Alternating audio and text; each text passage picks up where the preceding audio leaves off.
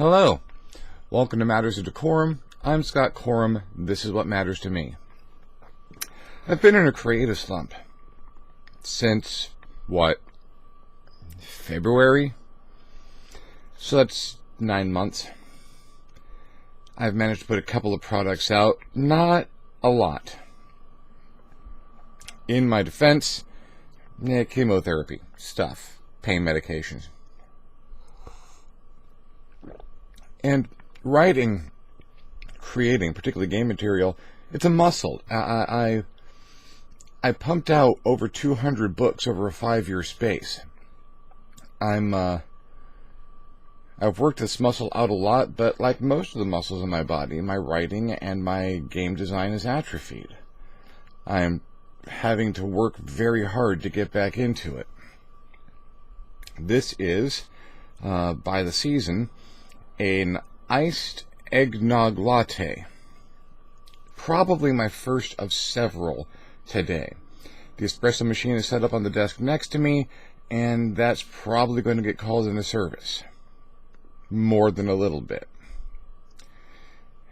I may have gotten off the painkillers, but my dependency on caffeine is legendary and nowhere near done.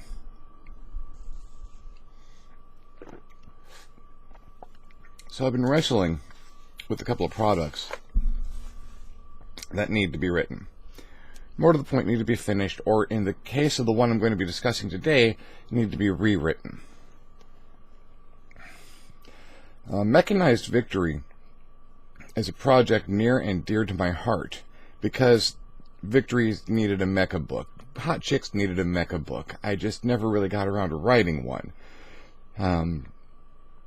There are systems in place in Victory for creating any kind of equipment or house or vehicle you want, but giant robots are different. The construction rules for equipment and whatnot in Victory are rock solid. I stand behind them. There's probably going to be a second edition of the equipment book next year because I found a number of better ways to do things, but they're still pretty darn solid, very crunchy, very detail oriented. You can do just about anything you want to in it.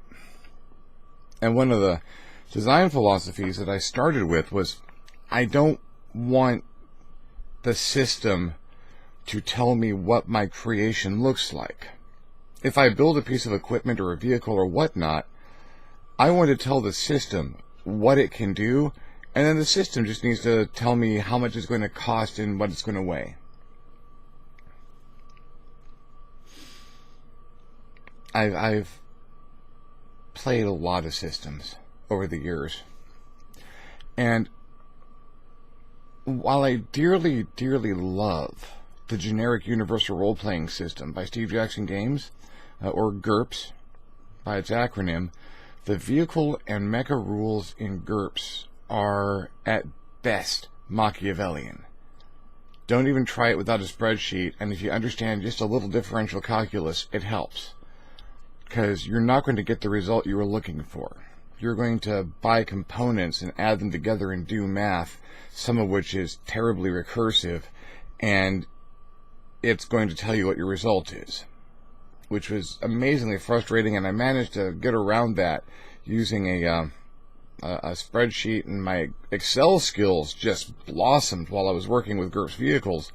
But then there was that day my very good friend Joe was making a yacht for a super intelligent superhero, then dropped his glasses and started rolling around on the floor laughing because he had accidentally made it able to fly. Yeah. I prefer things like that to be deliberate actions. So, mecha. I have a lifelong love affair with giant robots. From the age of 4, when I discovered the anime Gigantor, through my formative years of watching the old Super Robo shows, Usha Raideen, Geta Robo. I've done a big post on those before. and then my introduction to mecha role-playing games. One of the first role-playing games I loved. I'd played a number of them, but then I picked up R. Talsorian Games' Mecton, first edition, white box, proto-interlock system. And it was fast, and it was easy, and it was efficient, and I was hooked.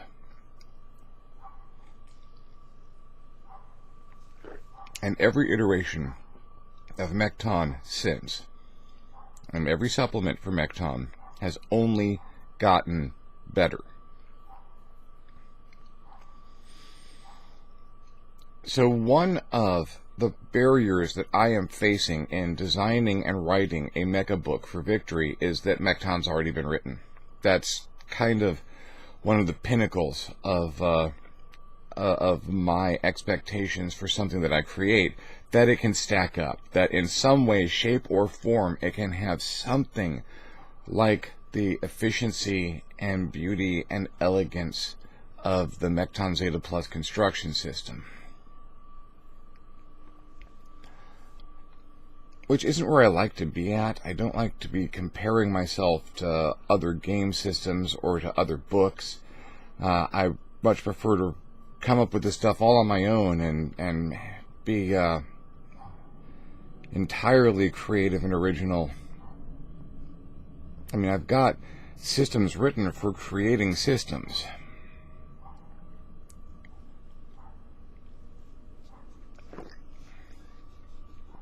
I have taken 2 swings at this already. I have 2 functional mecha construction systems in InDesign sitting in front of me, and I don't like either of them. Because if I don't like using a system that I've written, I can't expect anyone else to like using it, no matter what its good or bad points might be. If I find it clunky or inconvenient or just too not correct, then how can I expect anyone else to pick it up and love it?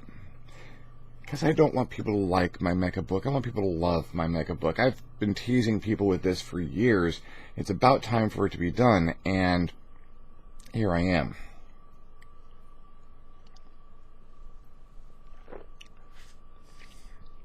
It's called an eggnog latte because I use actual eggnog instead of milk to lighten it up. It's one of the things I love about the Christmas season. I was having pumpkin spice lattes all last month.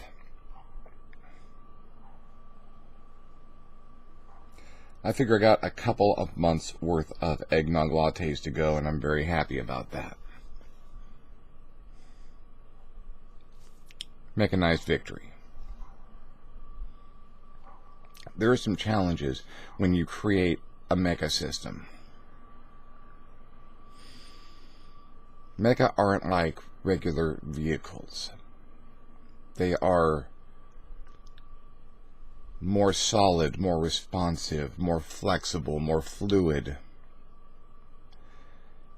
Whether it's a suit of powered armor that you wear, or a giant robot that you're stomping through the city with, or a robot that turns into a jet fighter, or a car, or a submarine.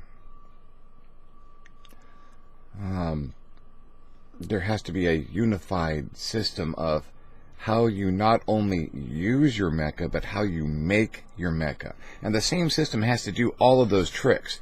I've got to be able to use this system to make something that someone wears as a suit of armor that enhances their personal ability, something that someone sits in and rides around and moves the arms and legs of, something that can operate as not only a humanoid, but as a motorcycle, a car, a jet fighter, a semi-truck.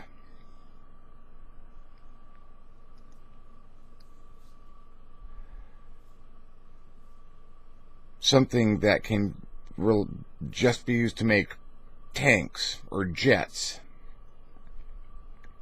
but all of which has unified mechanics for their use, their construction, and how they interact with the rest of the system.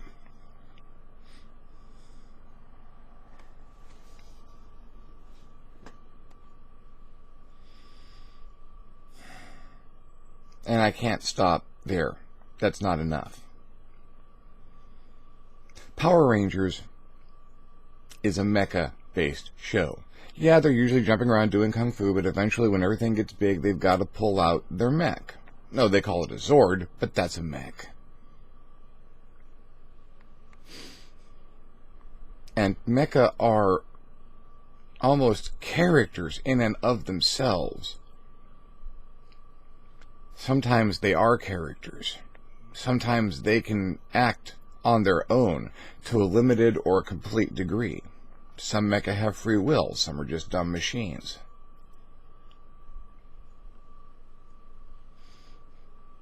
Some mecha can combine with other mecha to form larger mecha, or can transform into an accessory for another mech.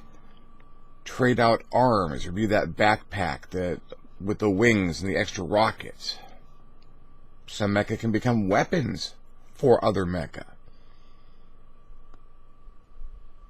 And then the weapons used by mecha alone are amazingly variable, stupidly powerful for the most part, and it all has a sense of scale to it. Scaling is a huge issue when you're dealing with mecha games, because most mecha games have some form of scaling.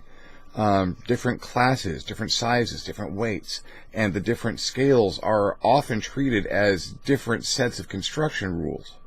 I've got scaling in the vehicle rules, and actually in all the construction rules. There's different weight classes for everything. So I've already got something like that in the system, but with mecha, that scale governs so much. There are mecha that can enhance a character's ability to use psionics and martial arts or even magic.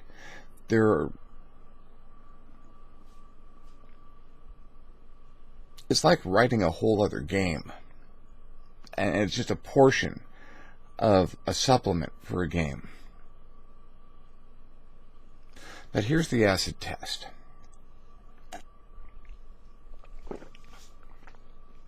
I'm not going to put out a book ever again that has, these are rules for building things, have fun building some things, and let me know how you use them. Because that's an important supplement. It might be a companion to something, but that's not a book I want to buy. It's not a book I want to read. It's not a book I want to use. If I buy a book that has the word mecha anywhere in it, I need to be able to open that book and find mecha. I need to be able to find more than one mecha. I need to be able to stage a mecha fight with what's in that book off the shelf when I buy it and lay it out, or put it up on my screen, as the case may be.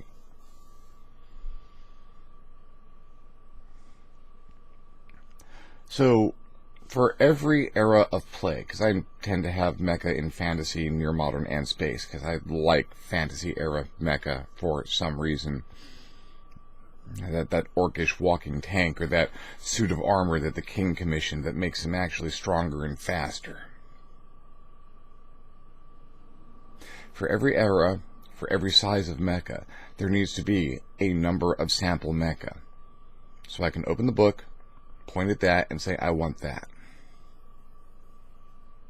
Pull them out and print out a page or two, or leave the notes up on my screen, and okay, you find this, you get into this, what do you do?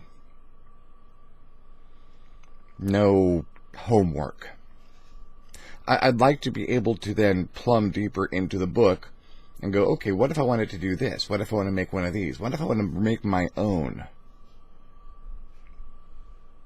If I start making my sample mecha and it is a slog and it is painful and I just don't want to do it, I've written the book wrong. Entirely wrong. That's a problem.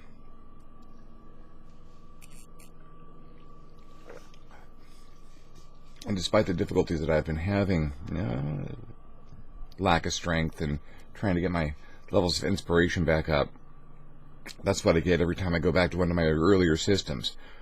I've written spreadsheets that do all of the math for me, and that's another telling thing. There's a spreadsheet to do all the math. I front load a lot of the work in the books anyway. I try and make Legos that people can just pull up and use, but when it takes math to use the Legos, there's something wrong. Something badly wrong.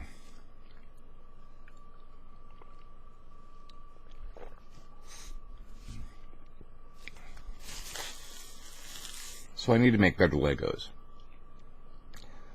And I think I've got it this time.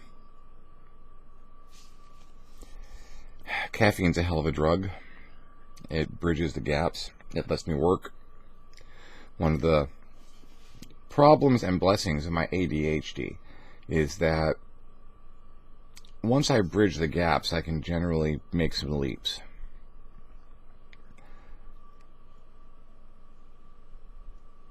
I don't know how long it's going to take me to get this system down and operational. Because now I need to front load the math. I need to sit down and make it work.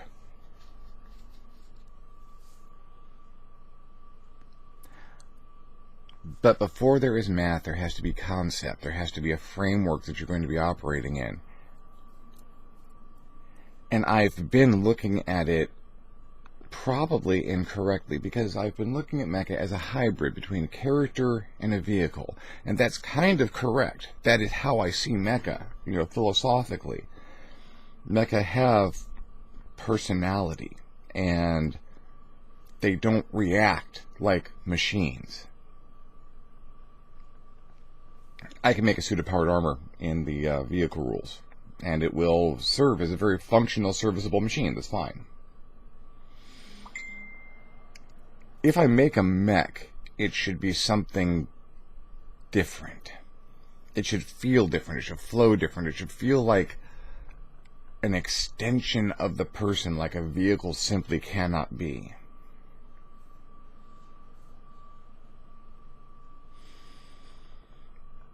And I've been going back and pulling out old Legos and trying to fit them together in ways that they're really not designed to. And they're my Legos. I can build them however I want to, but I need to back up a little bit. And I need to build fresh Legos. I need to stop using character purchase prices for character statistics and build those statistics for mecha the way they need to be. Changes the pricing structure, makes the prices more reasonable, more consistent.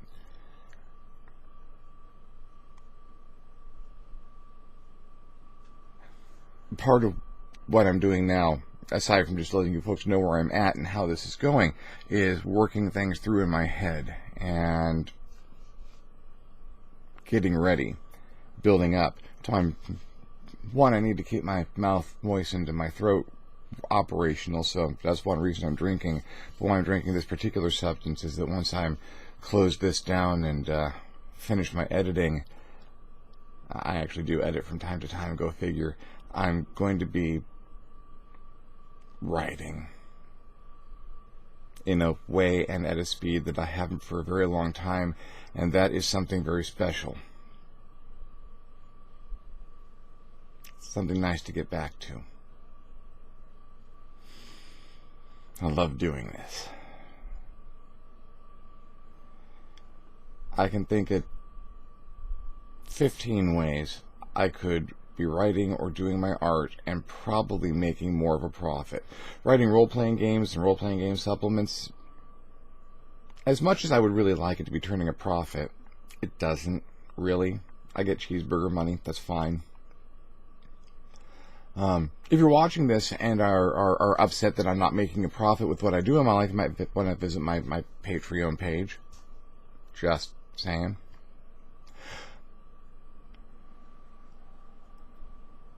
That being said,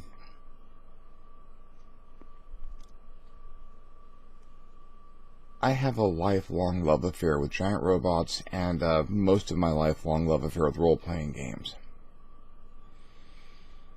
There's nothing like being able to escape in a very meaningful way with other people. Now, I can daydream all day long. I have been. Some fairly interesting daydreams. Caffeine's a powerful drug, but it has nothing on fentanyl.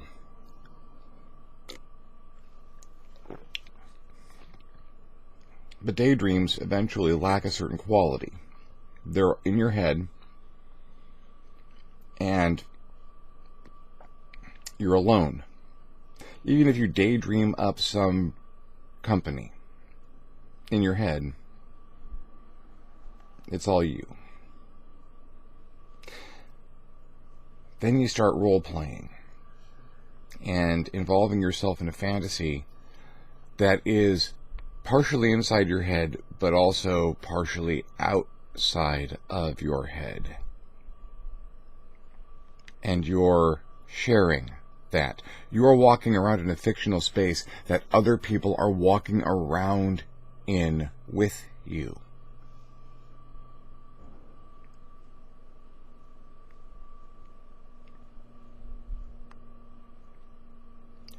Because of a number of learning disabilities that I have had my whole life, I can never get everything inside my head out. I can't take the ideas in here and make them fully realized.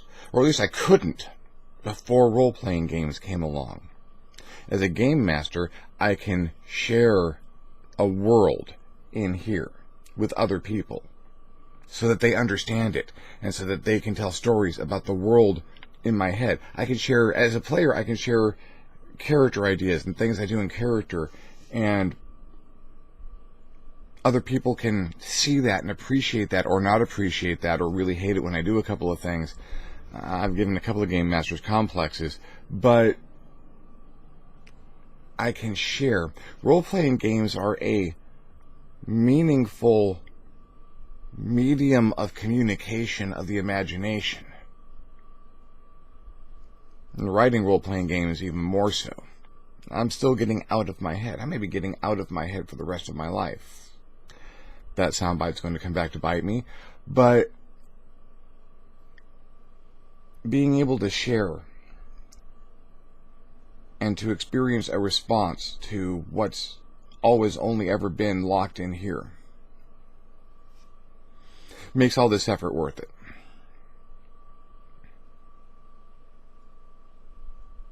So, those are my thoughts on my current design state, where I'm at. The specifics I'm going to have to write down. You know, building mecha by components and starting with a core that would be the torso or the main body, and buying its strength and endurance, not by the cost of strength and endurance for a character, but by the effects that the strength and endurance has, the damage that it would do, and the amount of weight that it can lift, and giving things a base and space stamina stat of 10 because they're machines and that's where it should be at, but being able to reduce the cost of it by dropping that down, giving them risk based on how much stamina they have, or perhaps their will stat if they have an intelligence and a personality and can function individually. Then basing the structure of the arms, legs, or whatever other components you want to add, tank treads, wings, wheels, hover skirts, being able to add vehicle systems and movement systems to the legs, on top of the legs, or at the feet, so that you've got feet with wheels or treads, or you've seen all those mechs, and there's going to be a differential effect. If I build a mech that ends at the waist at a giant set of tank treads, it's a little bit different than having a set of legs and a set of treads, or what if it can go between the two, and how?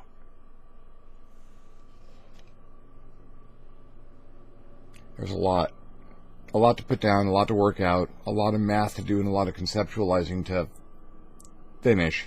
When someone reads this book, I don't want to get a bunch of emails saying, I don't understand how this works. I want to have explained it, laid out examples, given people everything that they need. I don't want to come up with some madman's manifesto of how you build imaginary giant robots that only I can get. Because that's not sharing. And sharing is the best part of this all.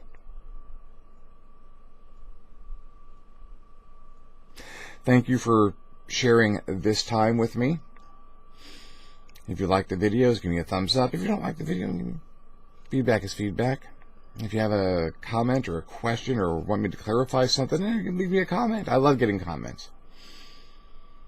If you want to see these videos as soon as they come out and maybe give me an extra little bit of reach and influence in the world of YouTube, subscribe. I love getting subscribers. It's a number that I check every day. As I said before, if you would like to see me make more of a profit from what it is that I do, or would just like to help out in general, I invite you to have a look at my Patreon page, www.patreon.com/ScottCorum. Consider contributing. Everything helps and is greatly appreciated.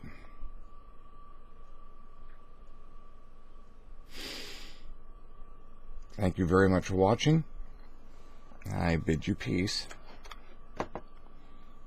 because we could certainly use some in this day and time. If not peace, maybe some giant robots. I'm Scott Corum. This is what has mattered to me, and I'll see you next time on the next Matters of DeCorum.